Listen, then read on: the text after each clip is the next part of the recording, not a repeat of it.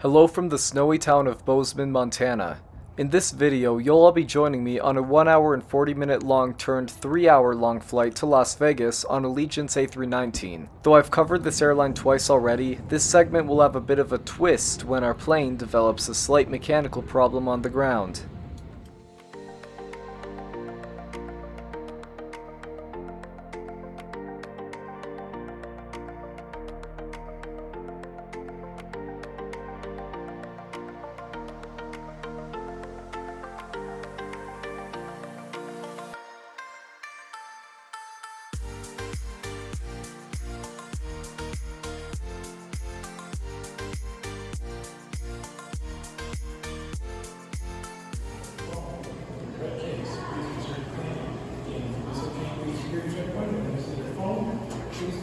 I was at first surprised to find out that my gate would be B6, as the only other time I had seen an Allegiant plane here was at the A gates. But when I went to the A gates to get away from people, I noticed something was off. 2 of the A gates were missing, blocked off by this wall. But one Google search and I found out that this is part of a giant construction project, where they're adding 3 more baggage claims, more shops and food stuff, and another security checkpoint. And in order to do this, I guess they needed to temporarily get rid of gates A4 and A5. So yeah, I thought that was pretty cool and I'm looking forward to seeing it. On my way to B6, I snagged myself some huckleberry lemonade. I wanted to do some plane spotting, but I guess in the late morning that's not really possible. If I remember correctly, there wasn't a single plane on the ground before my flight to Vegas arrived. For an airport with 10 gates, that's kinda shocking. I've quite literally never seen Bozeman like this. Okay, so here's B6. As you can see, it's a very long jetway. It's a bit of a walk to get to the plane, and I would know as I've flown out of this gate twice. The first time was with Southwest on a 737-700, the other time a Velo on the same plane type. As I said before, I first thought Allegiant used the A gates here, but I suppose due to gates A4 and 5 being temporarily gone, they have to use this one for the time being, or maybe they just made a permanent switch, I don't know. Come to think of it, I've only flown out of the A gates once. It was that Delta Red-Eye to Atlanta from 2 years ago. It's actually the only airline I know that uses those gates right now. I was waiting in this area to catch my plane landing, but something went wrong, and the plane had to abort the first landing attempt, as I saw here on Flight Radar 24. I thought it was for a minor reason that I didn't have to worry about. The A319 circled and made a second attempt, and this was successful. I managed to catch it on video as well, but little did I know that when I would board, I would find out exactly why the plane had to abort the landing in the first place.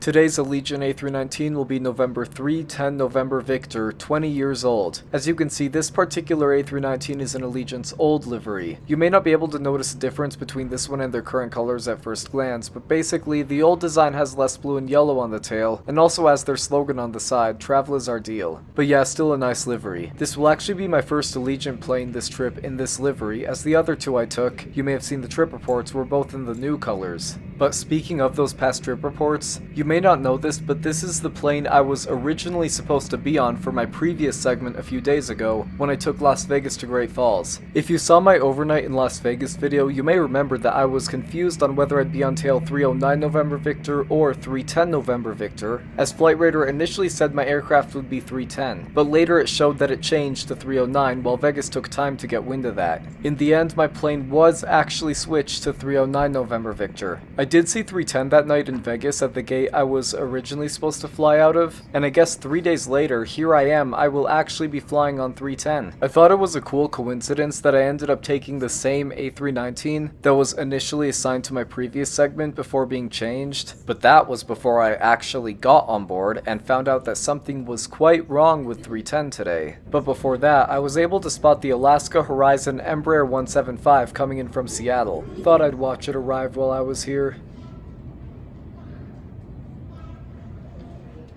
This is November 625 Quebec X-Ray. Just flew in from Seattle and will be going back there next. I figured I'd mention the tail number as I was earlier this year on its twin sister, 626 Quebec X-Ray. And yeah, looks like this one will be parking next to me.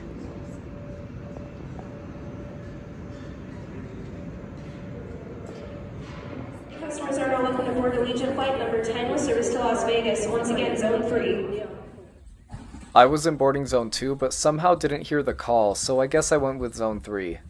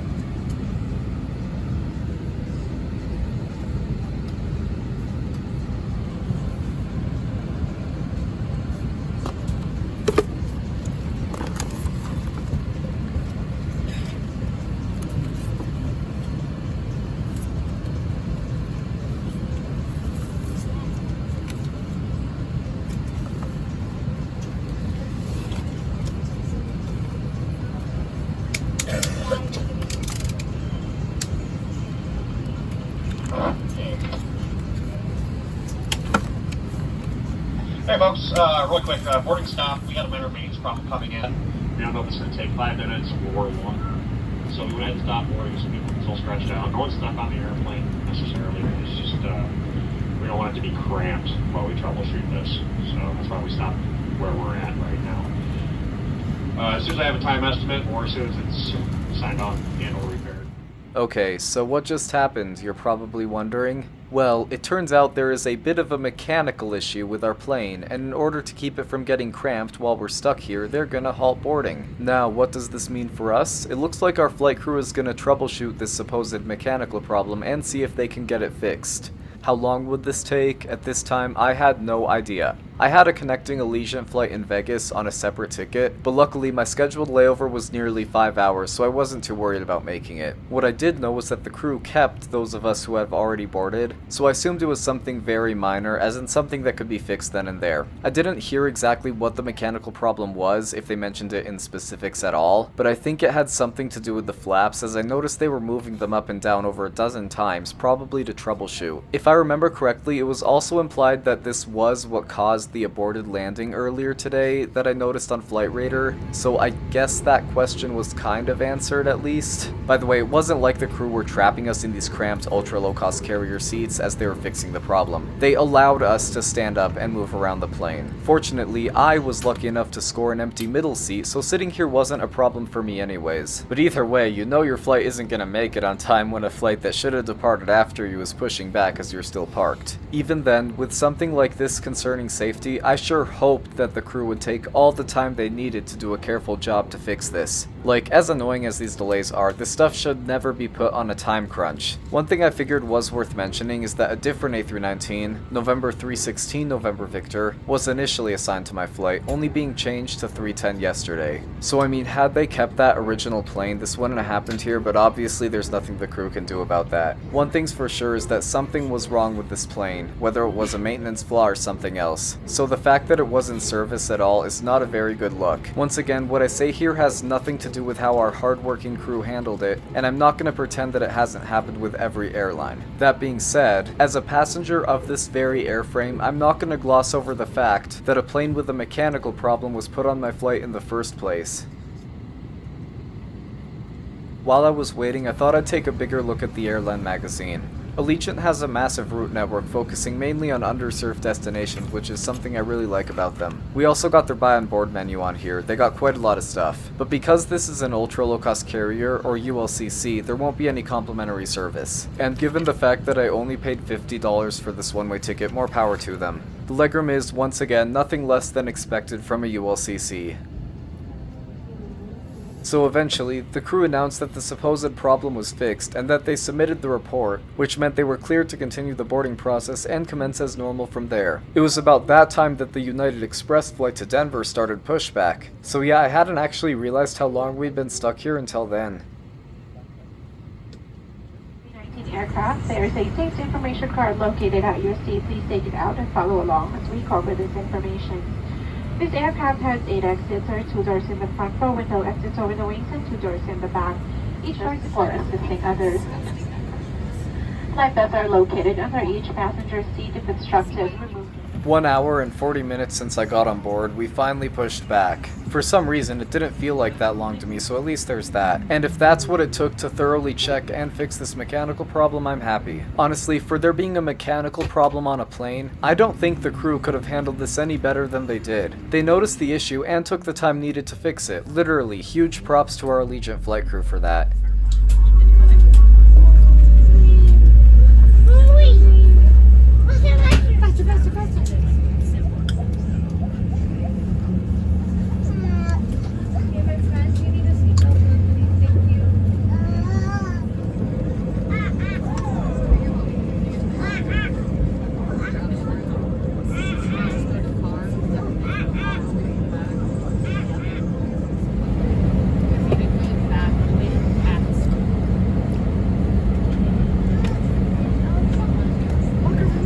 Please proceed for departure.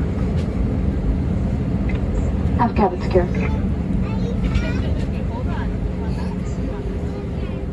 I mentioned in my other Allegiant videos that almost all, if not all Allegiant A319s, are second-hand from EasyJet, and 310 November Victor here is no exception. But it has a bit more history beyond that. Yes, this plane did start at EasyJet in 2004, but in 2011 it was transferred to Kuban Airlines. But then that airline went bust not long after that, so I guess Allegiant went in and finally snagged it in 2013. Another interesting thing about this particular A319 is that when it started at Allegiant, it had a white background tail. I don't know if that was intentional or if they just didn't want to pay for all the blue paint right away, but either way, it looked pretty cool in my opinion. Regardless, 310 here is the only plane I know that ever had that white tail, so I'm not so sure.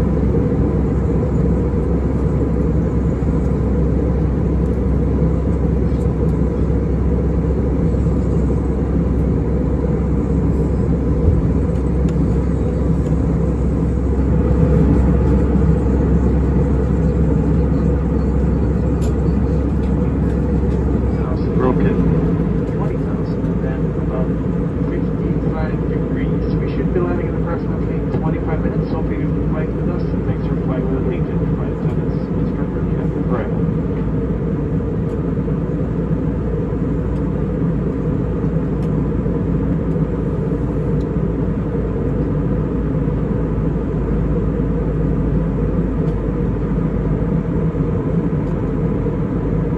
Ladies and gentlemen, begin our descent into Las Vegas. Seatbelt sign is on. Please remain seated for the duration of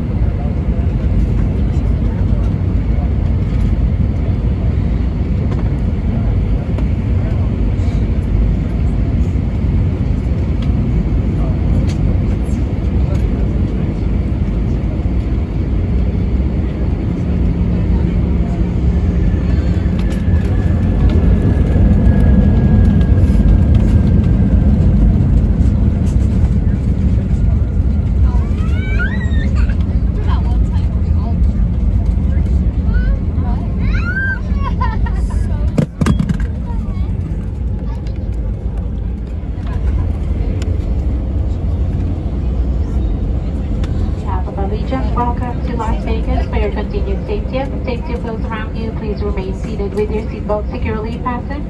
And all carry-on items here follow the signs to baggage claim. If you are connecting with another carrier, you must go to baggage claim first to claim your bags. Our uniformed representative will be happy to assist you. Turns out the time we were waiting on the ground was nearly the same amount of time it took to get from Bozeman to Vegas, which meant that I was on this plane for over 3 hours. Not really sure what to think about that, but in the end we were only an hour late, so it wasn't nearly as bad as I expected. And once again, the flight crew did an amazing job, an absolutely amazing job at solving the mechanical issue, and they still seem to have minimized the delayed arrival as well. On top of all that, the cabin crew allowed us to move around the plane during the troubleshooting period, so I'm glad they did the best they could to make us comfortable. In the end, as much as I'll criticize Allegiant for having a plane with a mechanical problem in service, I can't emphasize enough how well the crew handled it, so 10 out of 10 to them for that. I just hope Allegiant takes this report on the issue seriously so they can avoid this happening in the future. But mechanical problems and delay stuff aside, this was overall a similar experience to the other Allegiant flights I covered, so there's not much to say other than that. The final score for Allegiant Flight 10 to Vegas will be 4.8 out of 10. Keep in mind that for a delayed flight on an ultra low-cost carrier, this isn't a bad score at all. Cover up the flight deck. We're still a little short of the gate, so please remain seated and keep your seatbelts fastened. Thank you.